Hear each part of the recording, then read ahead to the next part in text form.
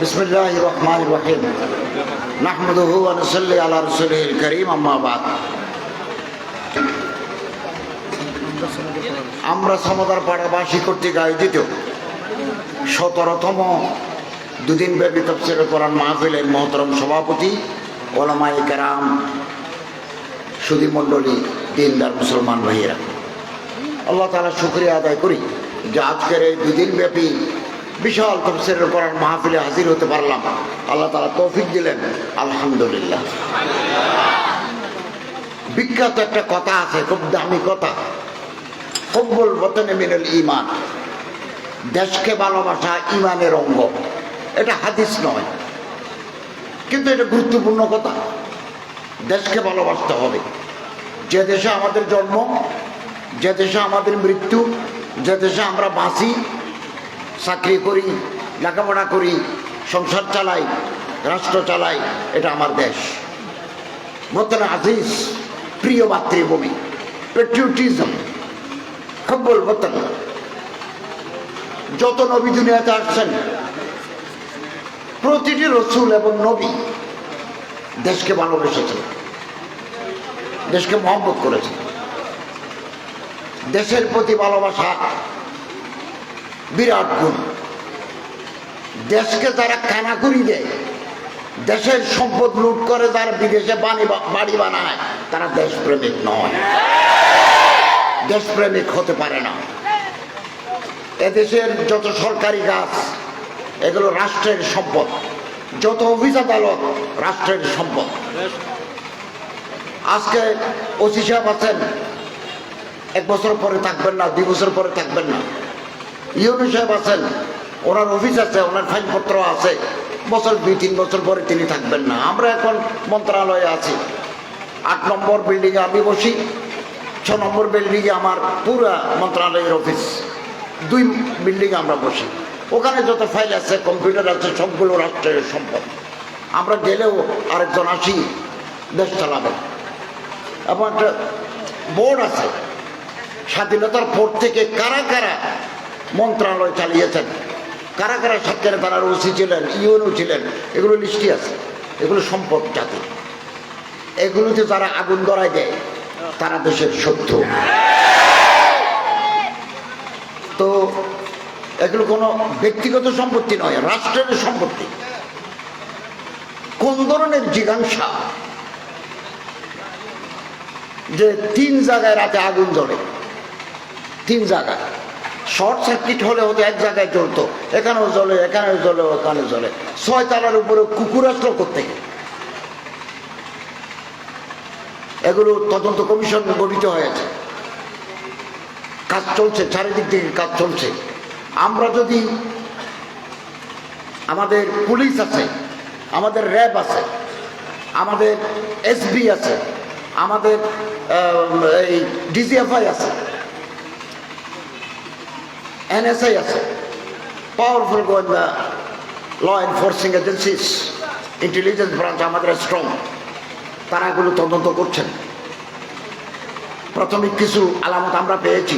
পূর্ণ তদন্ত আসবার পরে আমরা বুঝতে পারবো এগুলোকে নাশকতা নাকি অন্য কোনো অ্যাক্সিডেন্ট। যদি নাশকতা প্রমাণিত হয়, তাহলে যে বা যারা দায়ী থাকবেন, কঠিন শাস্তির মুখোমুখি হতে হবে। আমরা কোনো অপরাধীকে আমরা ছাড় দেব না। আগস্টের 8 তারিখ আমরা শপথ নিয়েছি।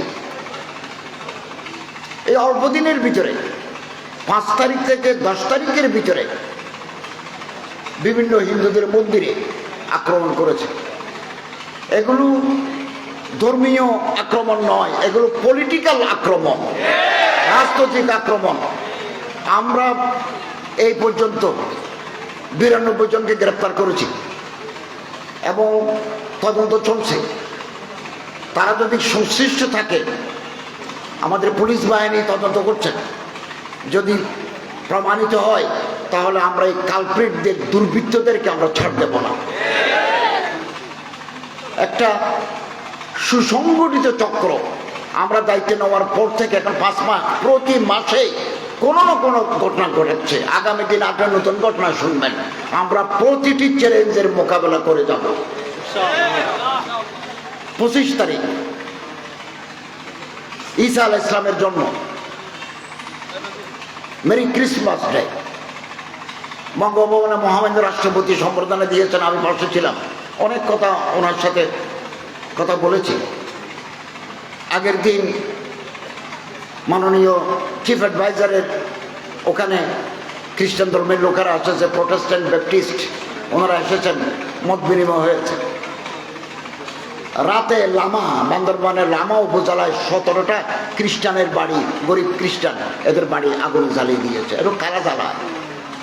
মানুষের ঘর কারা জ্বালায়? একজনের ঘর আরেকজনে জ্বালায়।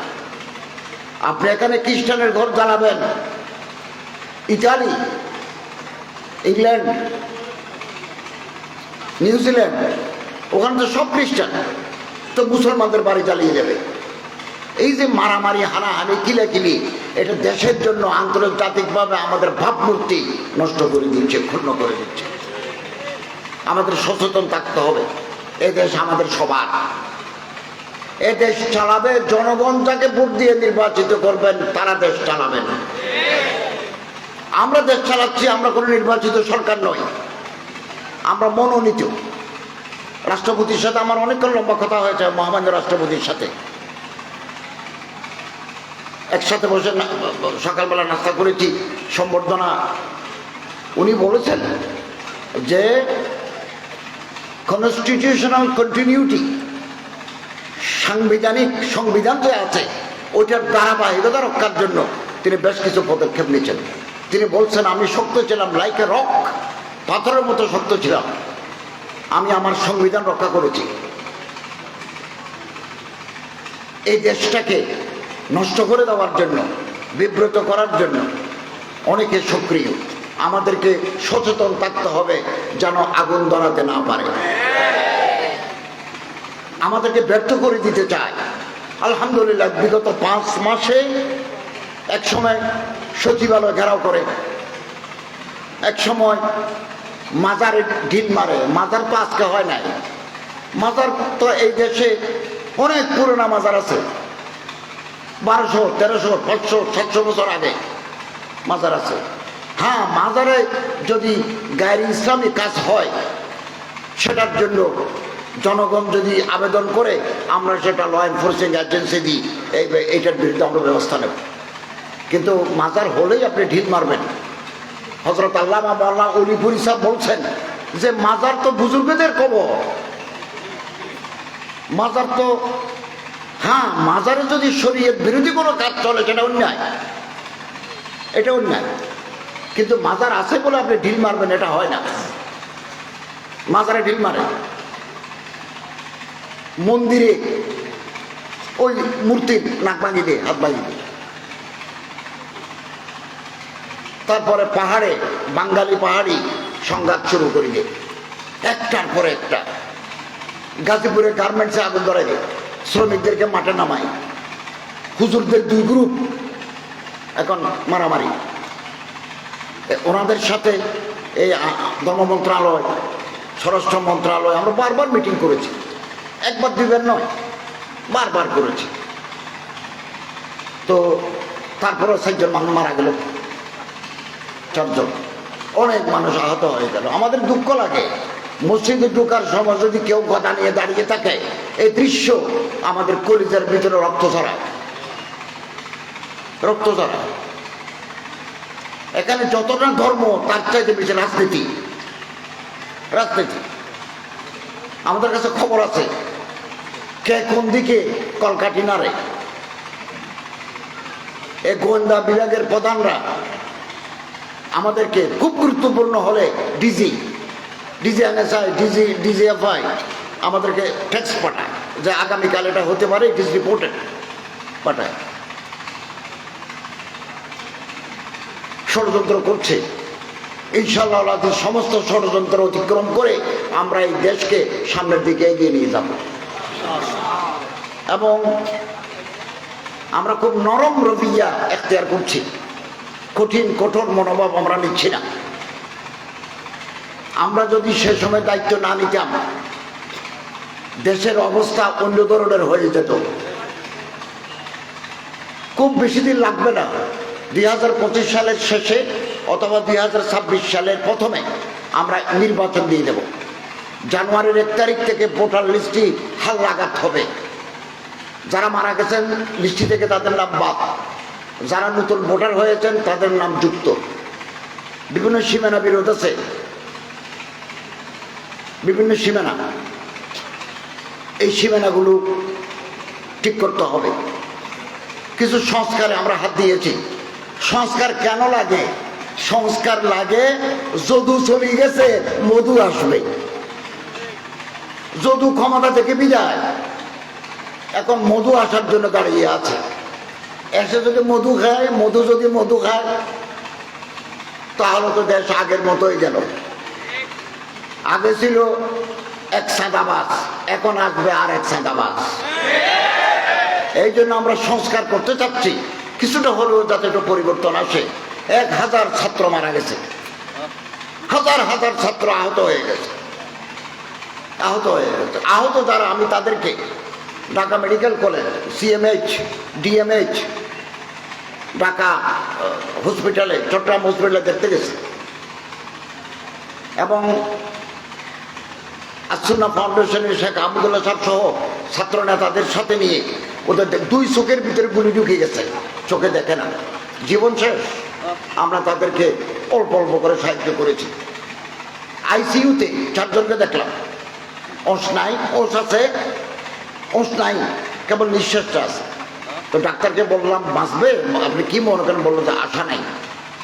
তাদের পরিবারকে আমরা 1 লাখ 1 লাখ করে দিয়েছি। আরেকজনকে দেখলাম ঢাকা 12 মিনিটে, নাকসহ, এটা নাই, এটা নাই, এটা গুলিয়ে খেয়ে ফেলছে, কেবল জিভে আছে, চোখ আছে। তো আমি ডাক্তারকে ডেকে বললাম, মৌখিক আমরা বিদেশে পাঠাবো? বললো না স্যার, আমরা রান থেকে গোস্ত নিয়ে, পিছন থেকে গোস্ত নিয়ে এখানে একটা নাক তৈরি করে দেবো, আগের মতো হবে না, গোস্ত দিয়ে আমরা মোটামুটি লাইন করে দেবো। তো এখন দেখলাম যে মুখ ঠোঁট নাই, এটা করে দিছে প্লাস্টিক সার্জারি, এখন আবার ঠোঁট করে দেবে। এখন ভালো করে কথা, ঠোঁট নাই যে মুখ খোলা, ভালো করে কথা বলতে পারে না। এভাবে মানুষ হাত হারিয়েছে, পা হারিয়েছে, মুখ হারিয়েছে, 1000 মানুষ মারা গেছে। এই বিপ্লব, জুলাই বিপ্লব ব্যর্থ হতে দেওয়া যায় না। আমরা যদি ব্যর্থ হই তাহলে অন্ধকারের অমানিসা আমাদের উপর ঝাঁপিয়ে পড়বে, আমাদের উপর আসবে। এদেশের হিন্দু, বৌদ্ধ, খ্রিস্টান, মুসলমান, পাহাড়ি জনগোষ্ঠী, নৃতাত্ত্বিক জনগোষ্ঠী, আমরা এদেশের নাগরিক, এদেশকে আমরা ভালোবাসি। প্রতিটি মানুষের অধিকার আছে। ঢাকা বিশ্ববিদ্যালয়ে পড়ার অধিকার একজন মুসলমানের যেমন, একজন হিন্দুরও তেমন, একজন বৌদ্ধরও তেমন, একজন খ্রিস্টানেরও তেমন, একজন পাহাড়ি লোকেরও একই অধিকার। রাজনীতি করার অধিকার আছে, ধর্মচর্চা করার অধিকার আছে। যারা একজনের উপাসনায় আরেকজনে আগুন ধরায় দেয়, তারা দুর্বৃত্ত, তারা কালপ্রিট। আমরা অ্যারেস্ট করেছি। আমি বিভিন্ন জায়গায় সিসি ক্যামেরা বসাই দিছি। সচিবালয়ে আগুন দিল, সিসি ক্যামেরার কাজ করেছে, এগুলোর ফুটেজ দেওয়া হয়েছে, কে আসছে আগুন ধরাতে, কারা কারা আসলো, এগুলো তদন্ত চলছে। তদন্ত যেটা হবে, এভাবে আইনানুগ ব্যবস্থা নেওয়া হবে। আপনি দেখবেন আগামী মাসে আরেকটা করবে। আল্লাহর রহমতে এই অগাস্ট থেকে এই পর্যন্ত সমস্ত চক্রান্ত আমরা সফলভাবে মোকাবেলা করতে সক্ষম হয়েছে। এই প্রথম আমরা যে নির্বাচন দিতে যাচ্ছি, এই নির্বাচন হবে free, fair and impartial election will be held. সুষ্ঠু, অবাধ নির্বাচন হবে। নির্বাচন হবে দিনের বেলা, নির্বাচন হবে সকাল 8টা থেকে বিকেল 4টা-5টা পর্যন্ত। কোন সেন্টারে যদি ভোটের বাক্স কেড়ে নেয়, ওইটা আমরা তাৎক্ষণিকভাবে ওই সেন্টার বন্ধ করে দেব। এই প্রথম আমরা আশা করছি, যেহেতু আমাদের কোনো পলিটিক্যাল অ্যাম্বিশন নেই, আমরা নির্বাচনে দাঁড়াবো না, দাঁড়াতে পারবো না, কোনো উপদেষ্টা পারবেন না। আমরা যারা নির্বাচিত হবেন তাদের হাতে ক্ষমতা হস্তান্তর করে চলে আসবে। এই প্রথমবার মানুষ নিজের পছন্দের প্রার্থীকে ভোট দিতে পারবেন। তো আপনারা আসেন, প্রতিটি মানুষ, প্রতিটি নাগরিকের ভোটের অধিকার সাথে ভোট দেন, আপনার প্রার্থীকে ভোট দেন। কিন্তু জোর করে ক্ষমতায় থাকা, আয়নাঘর বানা, মানুষকে গুম করে ফেলা, বিরোধী দলের কর্মীদেরকে একজনের বিরুদ্ধে 30টা করে মামলা দেওয়া, এটা কোনো গণতান্ত্রিক সংস্কৃতি হতে পারে না। আমরা এই দেশকে ভালোবাসি। এই দেশের জন্য যারা প্রাণ দিয়েছেন 1971 সনে, আমরা তাদের প্রতি গভীর শ্রদ্ধা জানাই। আমরা এই দেশটাকে গড়ে তুলতে পারলাম না। সিঙ্গাপুর আমাদের কাছাকাছি সময়ে স্বাধীন হয়েছে। কোথায় সিঙ্গাপুর, কোথায় বাংলা? ব্যাংকে টাকা নাই, সব টাকা নিয়ে গেছে, টাকা নাই। তবে আমরা দায়িত্ব নেওয়ার 5 মাসের ভিতরে 26% ফরেন রেমিটেন্স বাড়ছে। আমি গত সপ্তাহে লন্ডন থেকে আসছি। লন্ডন গেছি, বার্মিংহাম গেছি, সারে গেছি। ওখানে বাংলাদেশিদেরকে বলেছি আপনারা ব্যাংকিং চ্যানেলে টাকা পাঠান, তাহলে বৈদেশিক মুদ্রা আমাদের ঘরে আসবে। আস্তে আস্তে এটা বাড়ছে, অর্থনীতি স্বাবলম্বী হচ্ছে। সময় লাগে। 16-17 বছরের জঞ্জাল 4-5 মাসে পরিষ্কার করা যায় না, এগুলো সময় লাগে। তারপরেও আমরা বলছি আমরা চেয়ার ক্ষমতা ধরে রাখবো না। আগামী দিনে যারা আসবেন তাদের পথ সুগম করার জন্য আমরা কাজ করে যাচ্ছি। এবং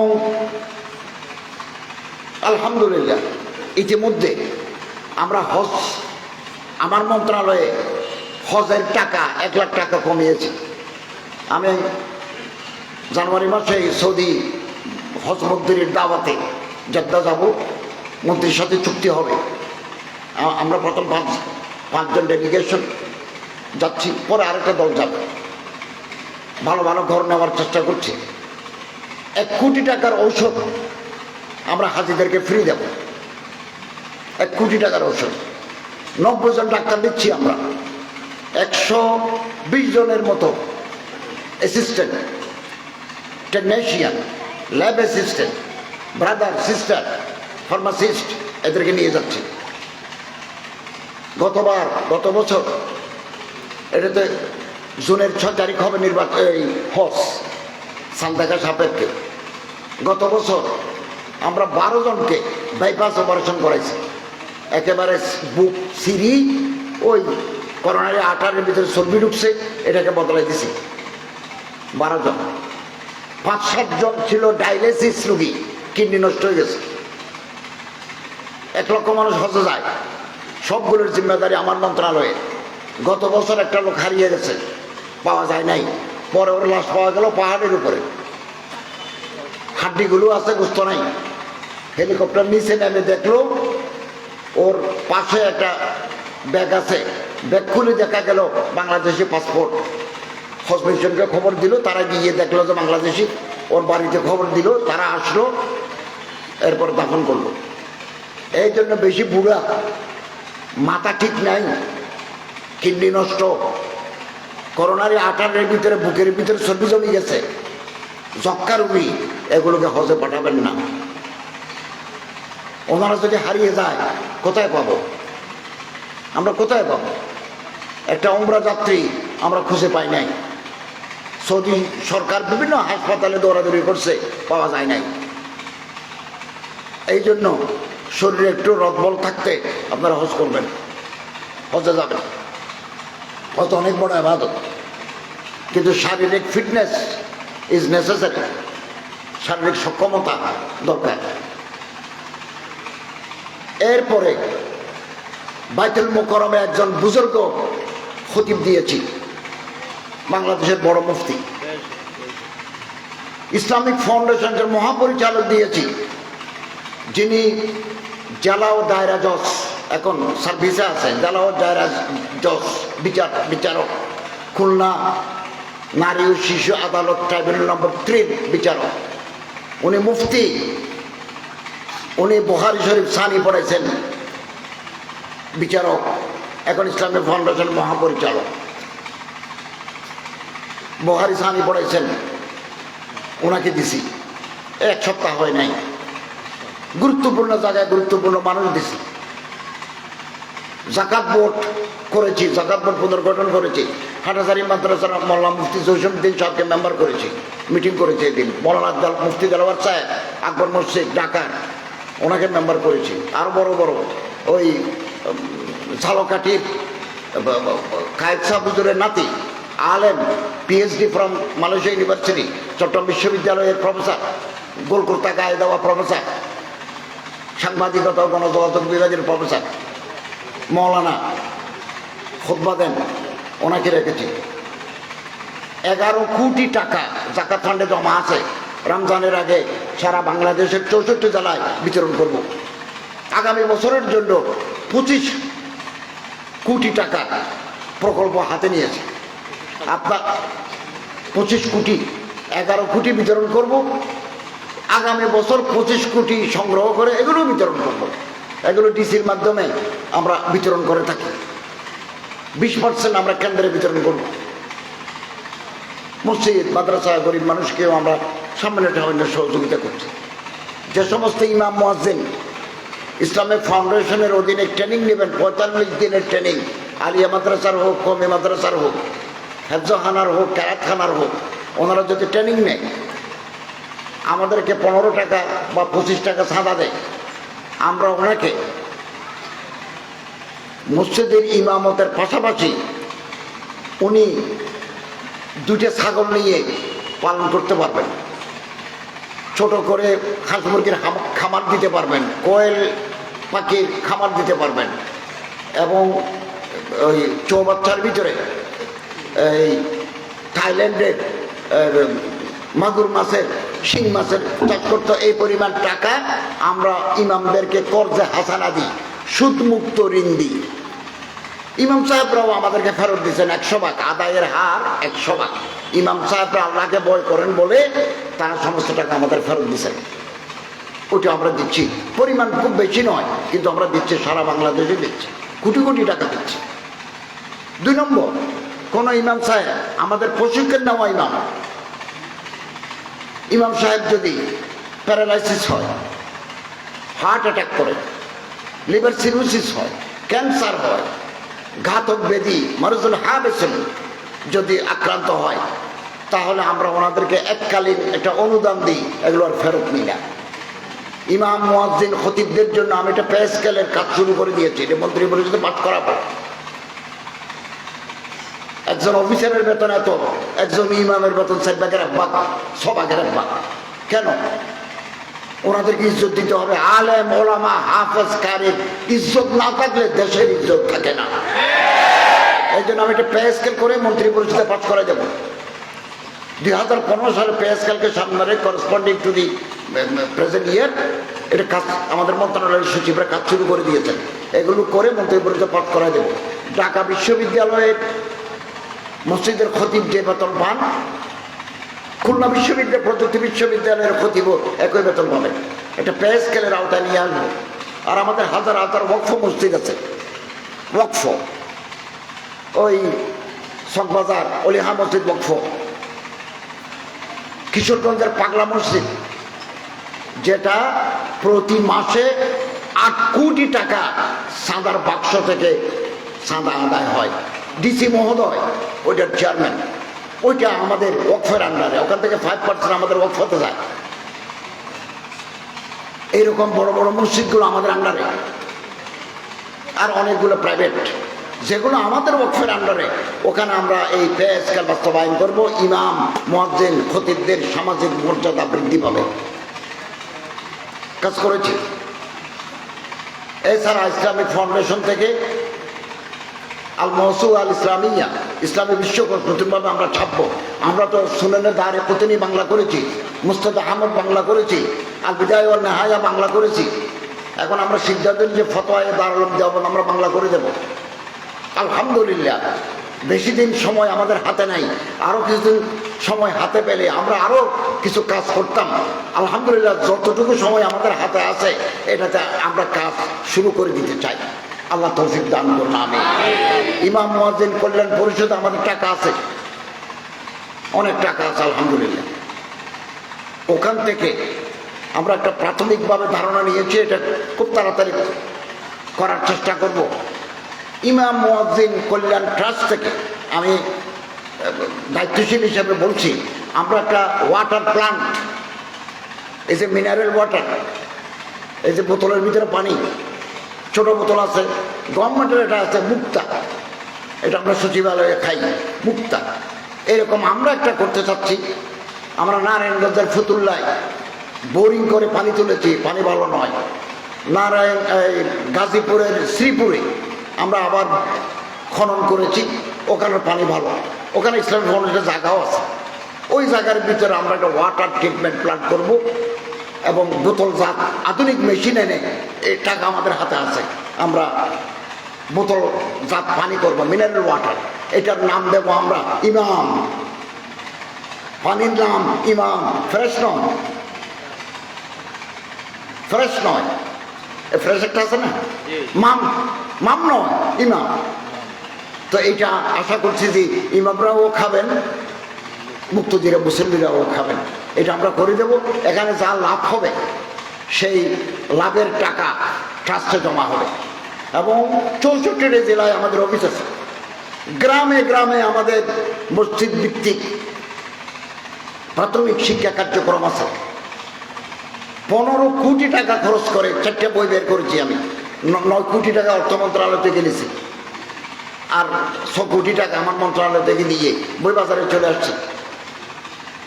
1 তারিখ থেকে গ্রামে গ্রামে আমাদের মসজিদ ভিত্তিক গণপাঠাগার আছে, কিছু অব্যবস্থাপনা আছে, এগুলো হাত দিচ্ছি, ইনশাল্লাহ অব্যবস্থাপনা দূর হয়ে যাবে, দূর হয়ে যাবে ইনশাল্লাহ। এভাবে আমাদের বহু প্রকল্প আছে, ইসলামিক ফাউন্ডেশনের মাধ্যমে আছে, আমাদের আছে, মসজিদ আছে, ইমাম প্রশিক্ষণ একাডেমি আছে 8টা। এই আগামী 29 তারিখ আমি যাব পটুয়াখালী, পটুয়াখালীকে যাবো কুয়াকাটা, ওখানে আবার রাখাইন জনগোষ্ঠী আছে, এরা বৌদ্ধ, এরা গরিব, তাদের কিছু সাহায্য দেব। রাত দিন আমরা পরিশ্রম করছি, সকালবেলা আমরা মিনিস্ট্রিতে যাই, রাতে আসি। আগামী দিনে যারা আসবেন তাদের জন্য কিছু কাজ আমরা শুরু করে দিয়ে গেলাম, তারা যদি এটা চালান দেশের বিরাট পরিবর্তন আসবে ইনশাআল্লাহ। এবং ওয়াকফতেও একজন ভালো মানুষ দিছি, জয়েন্ট এডিশনাল সেক্রেটারি, খুব নেককার বান্দা। আগে অনেক ধরনের অব্যবস্থাপনা ছিল, এগুলো আমরা আস্তে আস্তে দূর করছি। আপনাদের সহযোগিতা চাই, আপনাদের পরামর্শ চাই। এবং আমাদের চিফ অ্যাডভাইজার মহোদয় বলছেন যে আমার তো কাজ রাষ্ট্র চালানো, তো আমার কাজ ছিল না, যে কোনো কারণে আসতে হয়েছে, এটা দায়িত্ব বুঝে দিই আমরা আমাদের কাজে চলে যাব। একটু অপেক্ষা করতে হবে সময়। যত নবী রসুল দুনিয়াতে এসেছেন প্রত্যেকে দেশকে ভালোবেসেছেন। আমাদের প্রিয় নবী হযরত মুহাম্মদ সাল্লাল্লাহু আলাইহি ওয়াসাল্লাম মক্কা থেকে যখন মদিনায় হিজরত করে চলে যাচ্ছেন, মক্কার লোকেরা আল্লাহ রসুলকে কষ্ট দিল। দেশ চালাতে গেলে শত্রুরা বাধা দেয়, আল্লাহ রসুলকে বাধা দিয়েছে। মূসা আলাইহিস সালামকে বাধা দিয়েছে ফেরাউন, বাধা দিয়েছে। আল্লাহ রসুলকে বাধা দিয়েছে কুরাইশ। তো হযরত মক্কা ছাড়ি মদিনা যাচ্ছেন, হাদিস শরীফে আছে ফালাম্মা হাদারা নবী সাল্লাল্লাহু আলাইহি ওয়াসাল্লাম মিন মক্কা ইলাল মদিনা, হযরত মক্কা থেকে মদিনা যখন চলে যাচ্ছেন, ফাইলতাফাত নবী সাল্লাল্লাহু আলাইহি ওয়াসাল্লাম ইলাইহা মাররাতান বাদা মাররা, হযরত কিছুদূর যাওয়ার পর আবার মক্কার দিকে ফিরে তাকান। মক্কা তো পাহাড়, মক্কা তো গাছ নাই, লতা নাই, পাতা নাই, ঘাস নাই, কিন্তু নিজের মাতৃভূমি, জন্মভূমি, খুব পরিবর্তন। বারবার ফিরে তাকাচ্ছেন। ফাফাজাত আইনাহু বিদ্দুমু, হযরতের চোখের পানিতে দাঁড়িয়ে গেল এবং বলছেন, হে মক্কা, আমার প্রিয় দেশ, এই তোমার লোকেরা যদি আমারে কষ্ট না দিত, আমি কোনোদিন তোমারে ছেড়ে অন্য জায়গায় যাইতাম না। হযরত সাল্লাল্লাহু আলাইহি ওয়াসাল্লাম পরে মদিনা গেলেন। মদিনার লোকেরা আল্লাহ রসুলকে সম্বর্ধনা দিচ্ছেন, তালাল বদর আলাইনা মিন সারিয়াতিল বাদাই, সম্বর্ধনা দিছে। এরপরে আল্লাহ রাসূল আবার মক্কা বিজয়ের সময়, বুখারী শরীফে আছে, মক্কা বিজয়ের সময় আবার মক্কা জয় করেছেন, কোনো মানুষ হত্যা করেন নাই। এবং নিজের দেশ, হযরতের বাড়ি যেটা ছিল এটা অন্যজনে দখল করে ফেলছে। হযরত বলেন, তুমি যেহেতু দখল করছো তুমি থাকো। যারা বাগান দখল করে ফেলছে, খেজুরের বাগান, আল্লাহ রাসূল বলছেন যে তোমরা যারা এই বাগানগুলো নিয়েছো রাখো, আমার দিতে হবে না, আমি তো মদিনায় থাকি। এই মানুষ আমরা কোথায় পাবো? শ্রেষ্ঠ রাসূল, আশরাফুল আম্বিয়া, খাতামুন নবিয়্যিন, সাইয়্যিদুল মুরসালিন মুহাম্মদ সাল্লাল্লাহু আলাইহি ওয়াসাল্লাম। এবং হযরত বলেন, আজকে যারা কাবা শরীফের ভিতরে ঢুকবে আমি তাদের ধরবো না। মান দাখালা ফি বাইত, বুখারী শরীফ, মান দাখালা ফি বাইতিল্লাহি ফাহুয়া আমিন, মান আগলাকা বাবাহু ফাহুয়া আমিন। নিজের ঘরের দরজা যে নিজে বন্ধ করে রাখবে আমি তার বিরুদ্ধে কোনো অ্যাকশন নেব না। মান দাখালা ফি বাইতি আবু সুফিয়ান ফাহুয়া আমিন, আবু সুফিয়ানের ঘরে, মান দাখালা ফি বাইতি, এই আবু সুফিয়ানের বউ ঘরে যারা ঢুকবে ফাহুয়া আমিন, সে নির্দোষ। 6 জনকে আল্লাহ রাসূল মাফ করেন নাই, ওনাদেরকে আগে থেকেই মৃত্যুদণ্ড দিয়েছিলেন আল্লাহ রাসূল। হযরত বলেন, এই 6 জনকে যদি পাও, তুমুহুম বিআসতারিল কাবা, কাবা শরীফের গিলাফের ভিতরে যদি তারা লুকিয়ে থাকে, ফাকতুলুহুম, তাদের হত্যা করবে। কায়নাতানে তুগান্নিয়ানে বিহাজাই রাসূল সাল্লাল্লাহু আলাইহি ওয়াসাল্লাম, 2টা নর্তকী মেয়ে আল্লাহ রাসূলকে গালি দিত, নাচি নাচি, ওদেরকে পাওয়া গেল, মৃত্যুদণ্ড কার্যকর হয়ে গেল। ওই দিন আল্লাহ রাসূল অন্য কোনো মানুষকে হত্যা করেন নাই। এটা মহাবিজয়। এগুলো আমাদের রাসূলের জীবনী, সিরাত রাসূল সাল্লাল্লাহু আলাইহি ওয়াসাল্লাম। অতএব দেশকে ভালোবাসা ইমানের অঙ্গ। দেশের সম্পদ লুট করে বিদেশে 100টা 200টা 300 400 বাড়ি করা কোনোদিন দেশপ্রেমিক মানুষের কাজ হতে পারে না। এই দেশের কোনো আলেমের, কোনো হাফেজের, কোনো ইসলামিক স্কলারের দেশের সম্পদ চুরি করে বিদেশে বাড়ি করে নাই কোনো আলেম, করে নাই। এবং চেয়ারে বসতে পারলে চুরি করা, লুট করা, এটা একটা ফ্যাশনে পরিণত হয়েছে। এই অবস্থা থেকে দেশকে মুক্ত করতে না পারলে এই দেশের কপালে দুঃখ আর দুঃখ ছাড়া কিছু নাই। অনেক দেশ উন্নত হয়ে গেছে, এখন তো আমাদের বয়স 53-54 বছর হচ্ছে এই দেশের স্বাধীনতা, আমরা উঠতে পারলাম না। 23 টাকা করে আলু কিনে 43 টাকা করে বিক্রি করে, ঘরে ঘরে গিয়ে পাহারা দেওয়া সম্ভব? 1 কেজি আলুতে 23 টাকা করে কিনে 43 টাকা বিক্রি করা, কেন আরো 10 টাকা কমাই দিলে অসুবিধা কি? না, সিন্ডিকেট করছে। এই যে রমজান আসতেছে, সোয়াবিন আমদানি করে একটা গ্রুপ আর্জেন্টিনা থেকে আনে, বিভিন্ন তুরস্ক থেকে আনে, এখানে রিফাইন করি সুন্দর তেল বানায়। সোনাবোট আসে বিভিন্ন জায়গা থেকে, সোনাবোট আনে 60 জনে 70 জনে, এরা সমিতি গঠন করি 40 টাকা সোনাবোট 80 টাকা বিক্রি করে। এগুলো শরীয়ত মতে হারাম।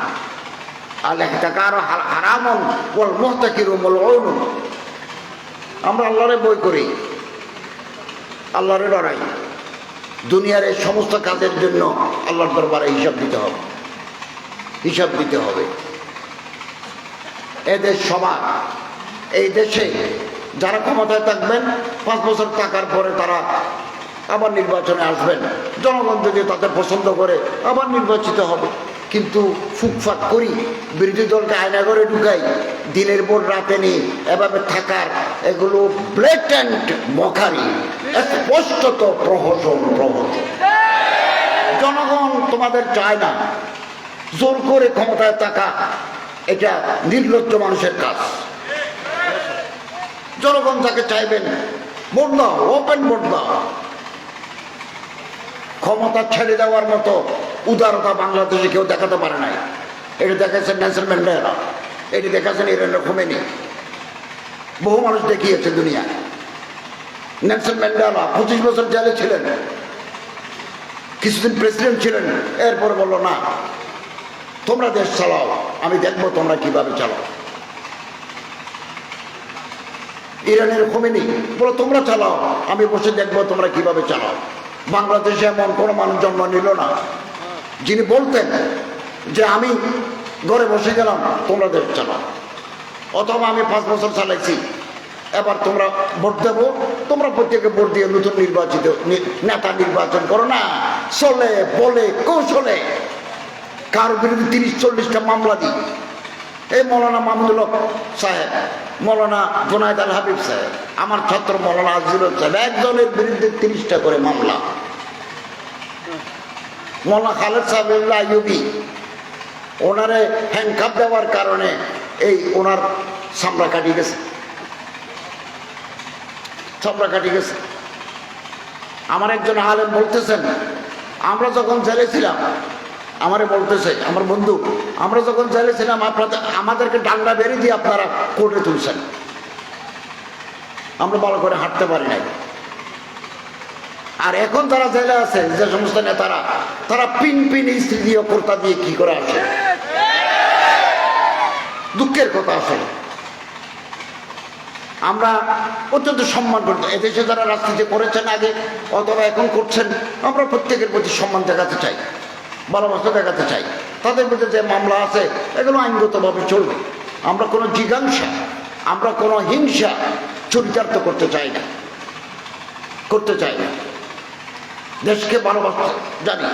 গভর্নমেন্ট গাছ লাগায়, আমরা কাটি, রাতের বেলা চুরি করি, কাটি। আমি তো নেতা, আমার তো দল আছে, এ দল নিয়ে পাহাড়ের ভিতরে ঢুকি, মাদার ট্রি বড় বড় গাছ, এগুলো কাটি, ফার্নিচার দিয়ে বিক্রি করি। পৃথিবীর কোন দেশের মানুষ এরকম রাতের বেলা গাছ কাটে না। পৃথিবীর বহু দেশে মসজিদের ভিতরে জোতা চুরি হয় না, কোন মুসল্লি চুরি করে না, সরাইকে টুপি মাথায় দিয়ে মুসল্লি সাজে। আমি গত সপ্তাহে ইংল্যান্ড থেকে ইউকে থেকে আসছি। ব্রুকউড, সারে, বার্মিংহাম, মধ্য লন্ডন সব জায়গায় গেছি। ইংল্যান্ডের রাস্তার পরে গাছের বাগান, এত বড় বড় গাছ পড়িয়েছে, বাতাসে গাছ ভাঙি গেছে, কেউ নেয় নাই।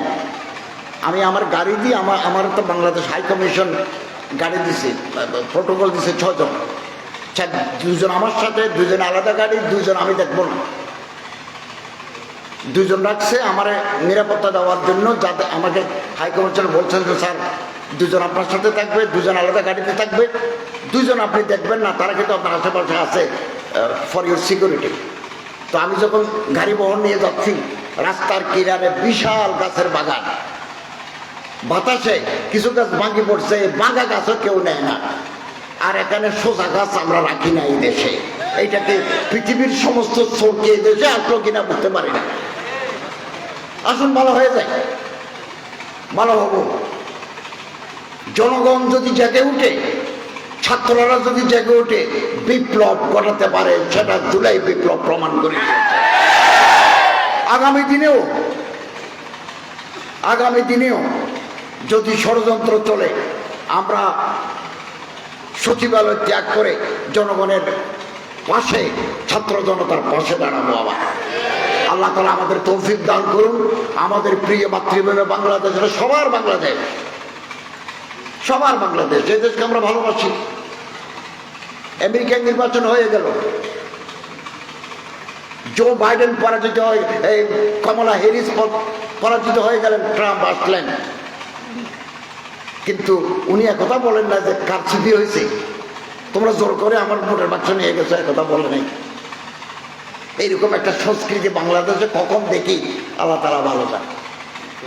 হিংসা বিদ্বেষ পরিহার করে আমরা এই দেশকে ভালোবাসবো ইনশাআল্লাহ। আল্লাহু ওয়ালিয়ুত তৌফিক ওয়াল মুওয়াফিক ওয়াল মুঈন।